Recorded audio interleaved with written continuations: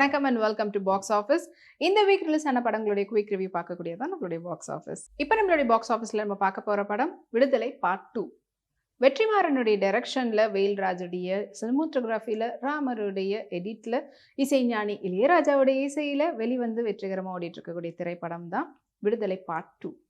And விடுதலை part 2 திரைப்படத்தில் முக்கியமான கதாபாத்திரத்தில் சூரி, விஜய் சேதுபதி, மஞ்சு வாரியர், பாவனி ஸ்ரீ, அப்புறமா கென் இவங்களோட சேர்ந்து மற்றும் பலர் நடிச்சிருக்காங்க. படத்தினுடைய ஒன்லைன் ஸ்டோரி பற்றி சொல்லணும்னா, இது ஆல்ரெடி நடந்த ஒரு நிஜ சம்பவத்தை ட்ரூ இன்சிடென்ட் பேஸ்ட் பண்ணி தான் எடுக்கப்பட்டிருக்கக்கூடிய படம்.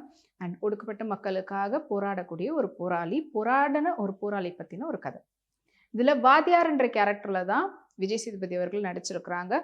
ஸோ அவருடைய பேக்கப், அதாவது எப்படி அவர் வந்து வாத்தியாராக மாறினார், அண்ட் அவர் எதுக்காக போராட ஆரம்பித்தார், அண்ட் அந்த போராட்டம் எதை நோக்கி போயிருந்தது, அண்ட் இப்போ அவர் வந்து தலைமறைவாக இருக்கிறதுக்கான காரணம் என்ன, அண்ட் அவருடைய வாழ்க்கையில் நடந்த சம்பவங்கள்லாம் தொடர்ச்சியாக தான் இந்த பார்ட் 2ல் வந்து காட்டியிருக்காங்க.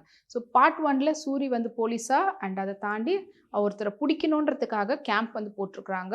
அந்த மிஷன் வந்து எந்த போலீஸ் கம்பெனி வந்து கம்ப்ளீட் பண்ண போகிறாங்கன்றதுக்கான வேலைகள் ஒரு பக்கம் காட்டிகிட்டு இருப்பாங்க. அண்ட் இவர் தான் வாத்தியாருன்னு தெரியாமையே சூரிய அவங்க ட்ராப்லாம் பண்ணியிருப்பார், லிஃப்ட்லாம் கொடுத்துருப்பாரு. அண்ட் சூரி கடைசியாக வாத்தியாரை பிடிச்சதுக்கப்புறமா வாத்தியாரை பற்றி தெரிஞ்சுக்கிற வேண்டிய கதைகள் என்ன, அண்ட் அதுக்கப்புறமா வாத்தியார் வந்து என்ன ஆனார், கடைசியாக அவர் எதுக்காக போராடினாரோ அந்த போராட்டம் வந்து வெற்றி அடைஞ்சதா இல்லையான்றதான் படத்தினுடைய மீதி கதை. ஸோ பார்ட் 1உடைய கண்டினியூஷன் தான் பார்ட் 2 வந்து கொடுத்துருக்குறாங்க. பார்ட் 1ல் இருக்கக்கூடிய வாத்தியாருன்ற டைரக்டாக காட்டிட்டு இதில் வந்துட்டு அவருக்கான ஃப்ளாஷ்பேக் வந்து காட்டுறாங்க. ஸோ இதில் வந்து பார்த்திங்கன்னா போலீஸ் கேரக்டரில் சூரிய அவர்கள், அதே மாதிரியே அவங்களுடைய பேக்ரவுண்ட் முடிஞ்சதுக்கப்புறமா மறுபடியும் இந்த கரண்ட் பீரியடுக்கு வரும்போது என்ன மாதிரியான விஷயங்கள் அவர் வந்து பண்ணுறாரு, அண்ட் கடைசியாக பாவனி ஸ்ரீயை கல்யாணம் பண்ணாரா இல்லையான்றது ஒரு பக்கம் இருக்குது. அண்ட் அதே போல் இதில் வந்து விஜய் சேதுபதி அவர்களுடைய அவருடைய ஃப்ளாஷ்பேக்கில் காட்டினவங்களாம் இருக்கிறாங்களா, இல்லை என்ன ஆச்சு அவருடைய லைஃப் அப்படின்றதும் இன்னொரு பக்கம் காட்டுறாங்க. அண்ட் இதில் வெற்றிமாறன் அவர்களுடைய பார்ட் ரொம்ப ரொம்ப முக்கியமானது.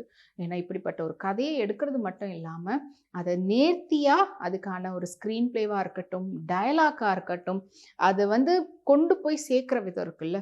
ஏன்னா அவர் ஒரு தாட் இருக்கும், பட் அது மக்கள்கிட்ட கனெக்ட் பண்ணுறது வந்து படத்தினுடைய டயலாக். ஸோ அந்த டயலாக்கை எந்த அளவுக்கு அவர் வந்து ஆன் த ஸ்பாட்லேயே வர டயலாக்கை கொடுத்து அந்த வந்து நல்ல ஒரு ஒர்க் வந்து வாங்கியிருக்கிறாங்கன்னு தான் சொல்லி ஆகணும். வெற்றிமாறந்தே ஒரு ட்ரூ இன்சிடென்ட் தழுவி எடுக்கப்பட்டதான் வந்து விசாரணை. அதில் என்னையா இப்படி போட்டு அடிக்கிறாங்க, இந்த மாதிரியா பண்ணுவாங்க அப்படின்றது என்ன ஒரு வலியை நம்மளுக்கு கொடுத்துச்சோ அதே வலியை கண்டிப்பாக இந்த விடுதலை படமும் வந்து நம்மளுக்கு கொடுக்கும். அந்த ரியல் அந்த வலியை வந்து புரிஞ்சுக்கிற விதத்துலையும், இது வந்து புரிஞ்சுக்கிறதுக்காக அதே யாரெல்லாம் பாதிக்கப்பட்டாங்களோ அவங்க என்ன நிலைமையில் இருந்தாங்களோ அவங்களாம் மட்டும்தான் இதை வந்து புரிஞ்சுக்க முடியும்னு இல்லாமல் இங்கே யாராக வேணா இருக்கலாம், அவங்களுடைய கதை என்னவாக இருந்தது, அவங்க எவ்வளோலாம் போராடிருக்காங்க, எவ்வளோலாம் கஷ்டப்பட்டுருக்காங்கன்றது யாராக இருந்தாலுமே நம்மளால் அதை எக்ஸ்பீரியன்ஸ் பண்ணுற விதத்தில் தான் அந்த படம் வந்து அமைஞ்சிருக்கு. ஸோ இது வந்து முழுக்க முழுக்க வெற்றிமாறன் அவர்களுடைய ஒரு பெரிய ஹார்ட் ஒர்க் வந்து கரெக்டாக கொண்டு போய் சேர்த்துருக்கிறாரு. அவருடைய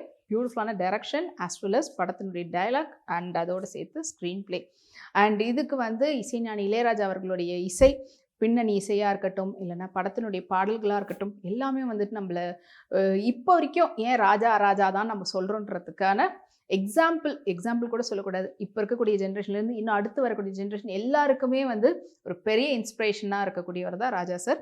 அதை வந்து இந்த படத்து மூலிமா இப்போ வரைக்கும் நான் வந்து இன்னமும் ட்ரெண்டில் தான் இருக்கிறேன்றதை நம்மளுக்கு ப்ரூவ் பண்ணியிருக்கிறாரு. ஸோ மொத்தத்தில் இந்த விடுதலை பார்ட் 2 திரைப்படம் ரியல் இன்சிடென்ட், அதே சமயத்தில் இதில் நிறைய கொஞ்சம் அடல்ட் கண்டென்ட் அப்படின்னு சொல்லக்கூடிய நியூடிட்டி எல்லாமே இருக்கிறதுனால இந்த படத்துக்கு A சர்டிஃபிகேட் கொடுத்துருக்குறாங்க. அண்ட் இந்த படம் வந்து இந்த வீக்கெண்ட் வந்து ரிலீஸ் ஆகிருக்குது. ஸோ எல்லோரும் தியேட்டரில் போய் பாருங்கள்.